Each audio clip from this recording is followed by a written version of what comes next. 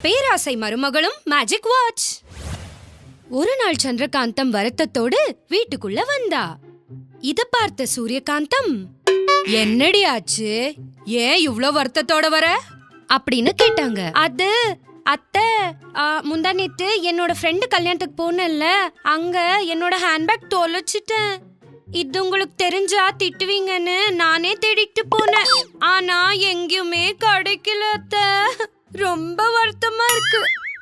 அப்படியா, சரிம்மா, நீ எதுவுமே வருத்தப்படாத.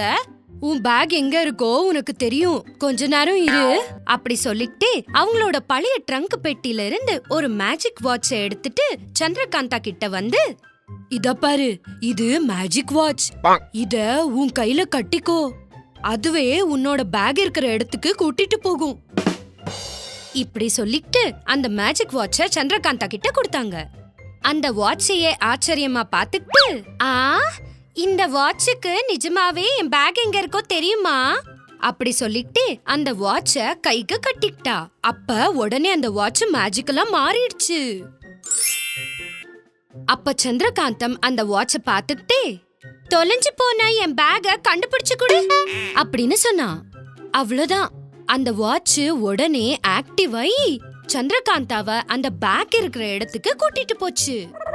அப்படியே கூட்டிட்டு போய் ஒரு மரத்தடியில சந்திரகாந்தம் பேக் இருக்கிற இடத்துக்கு நின்னுச்சு. மரத்துக்கிட்ட அவளோட பேக் பார்த்த சந்திரகாந்தம் ரொம்ப சந்தோஷப்பட்டா. அம்மாடியோ, கடைசில என்னோட பேக நான் கண்டுபிடிச்சிட்டேன் அப்படி நினைச்சுக்கிட்டே திரும்பி வரும்போது வழியில கமலாவ பார்த்தா. என்னடி கமலா, எப்படி இருக்க? கல்யாணம் எல்லாம் நல்லபடியா முடிஞ்சதா? நான் வரலான்னு நினைச்சேன், ஆனா அன்னைக்கு வரவே முடியல அப்படின்னு சொன்னா. என் கல்யாணம் நல்லபடியாவே நடந்தது. ஆனா கல்யாணம் ஆன பிறகு என்னோட 7 கிராம் நகைய யாரோ எடுத்துட்டு போனாங்கடி.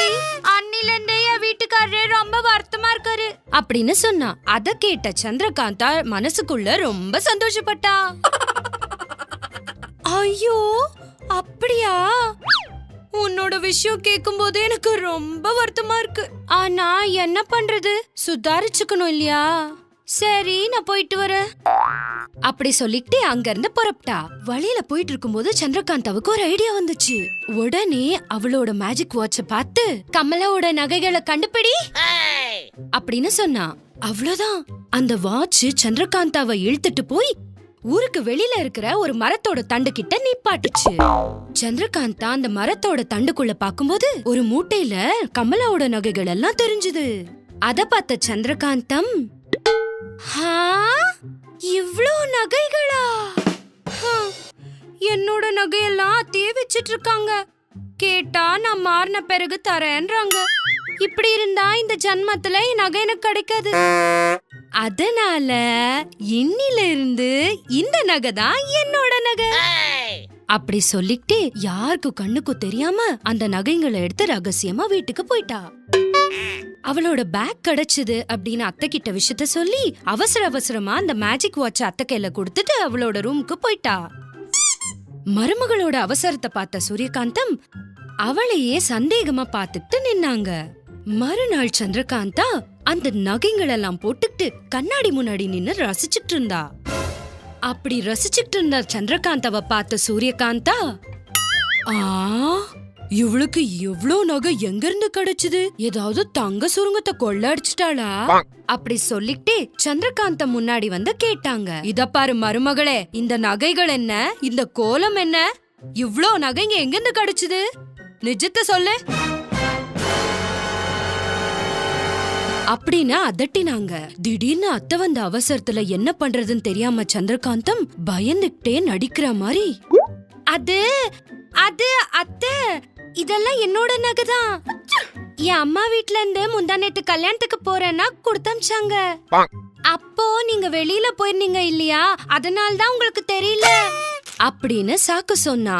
ஆனா மருமக மேல சந்தேகமாவே இருந்த சூரியகாந்தம் உடனே அவங்களோட ரூம்குள்ள போய் அவங்களோட ட்ரங்க் பெட்டில இருந்து மேஜிக் குளோப் எடுத்து அதுக்குள்ள பார்த்தாங்க. நடந்த எல்லா விஷயத்தையும் தெரிஞ்சுக்கிட்டாங்க சூரியகாந்தம். ஆத்தாடி மருமகளே, உன் நல்லதுக்காக நான் இந்த மேஜிக் வாட்ச உனக்கு கொடுத்தா நீ இதை இப்படி உபயோகிக்கிறியா பண்றேன் இரு உனக்கு அப்படி நினைச்சுக்கிட்டே மறுபடியும் சந்திரகாந்தம் கிட்ட வந்து, இதென்ன மருமகளே, உங்க அம்மா வீட்ல போட்ட தங்கம் சாயல் தங்கம் மாதிரி இல்ல இருக்கு. அட இல்ல அத்தை, இது நிஜமாவே உண்மையான தங்கம். அட என்னோட அனுபவத்துல சொல்றேம்மா, இது பார்க்க சாயல் தங்க மாதிரியே இருக்கு. சரி, அப்படி என் பேச்சுல உனக்கு நம்பிக்கை இல்லனா இந்த வீதி கடைசில இருக்கிற ஆச்சாரி கிட்ட கேளு போ. அவங்க பேச்சு கேட்டதும் சந்திரகாந்தம்க்கு சந்தேகம் வந்தது. ஆ, இது சாயல் தங்கமா? எதுக்கும் ஒரு வாட்டி ஆச்சாரி கிட்ட போய் காட்டிட்டா ரொம்ப நல்லது. அப்படி சொல்லிக்கிட்டே ஆச்சாரி வீட்டுக்கு புறப்பட்டா. உடனே சூரியகாந்தம் கமலாக்கு போன் பண்ணி, இங்க கேளு பொண்ணே, நீ தொலைஞ்சு போச்சுன்னு நினைச்சிட்டு இருந்த தங்கம் உனக்கு கிடைச்சிருச்சு. அத பாலிஷ் பண்ணி உனக்கு குடுக்கலன்னு உன்னோட ஃப்ரெண்டு சந்திரகாந்தம் அதமா என் மருமக ஆச்சாரி வீட்டுக்கே எடுத்துட்டு போயிருக்கா. நீ போய் அத வாங்கிக்கோ அப்படின்னு சொன்னாங்க. தொலைஞ்சு போன நகை கிடைச்சிருச்சுன்னு கமலா ரொம்பவே சந்தோஷப்பட்டா. உடனே ஆச்சாரியோட வீட்டுக்கு புறப்பட்டா. அங்க ஆச்சாரி வீட்ல சந்திரகாந்தம் நகைகளை காட்டிட்டு இருந்தா. தேய்க்கிற கல்லு மேல தேய்ச்சு பார்த்த அந்த ஆச்சாரி, அப்பா இது நம்பர் 1 ஆல்மார்க் தங்கமா? அத கேட்ட சந்திரகாந்தம் ரொம்பவே சந்தோஷப்பட்டா. ஆனா அதுக்குள்ளேயே கமலா அங்க வந்துட்டா. கமலாவை பார்த்த சந்திரகாந்தம் பயப்பட்டா. ஏதோ சொல்ல வரதுக்குள்ள அவளோட நகைகளை பார்த்துக்கிட்டே கமலா சந்தோஷத்தோட, என்னோட நகைகளுக்கெல்லாம் பாலிஷ் பண்ணி எனக்கு கொடுக்கணும்னு நினைச்ச பாரு, ஸ்நேகிதினா உன்ன மாதிரி இருக்கணும் அப்படி சொல்லிட்டு சந்திரகாந்தாவ ரொம்பவே புகழ்ந்து தள்ளினா. என்ன பண்றதுன்னு தெரியாம சந்திரகாந்தம் அவன் மேல அந்த திருட்டு பட்டம் விழாததுக்கு சந்தோஷப்பட்டா. ஆனா கமலாவுக்கு இவ இங்க இருக்கிற எப்படி தெரிஞ்சதுன்னு சந்திரகாந்தாக்கு ரொம்ப ஆலோசனையா இருந்தது. ஆமாடி கமலா, உனக்கு எப்படி தெரிஞ்சது உன்னோட நகைகளுக்கெல்லாம் பாலிஷ் பண்ணி உனக்கு தரேன்னு சொல்லி அப்படின்னு கேட்டா. சரியா சொன்னடி, எனக்கு எப்படி தெரியும்? உங்க அத்தை சொல்லாம இருந்தா.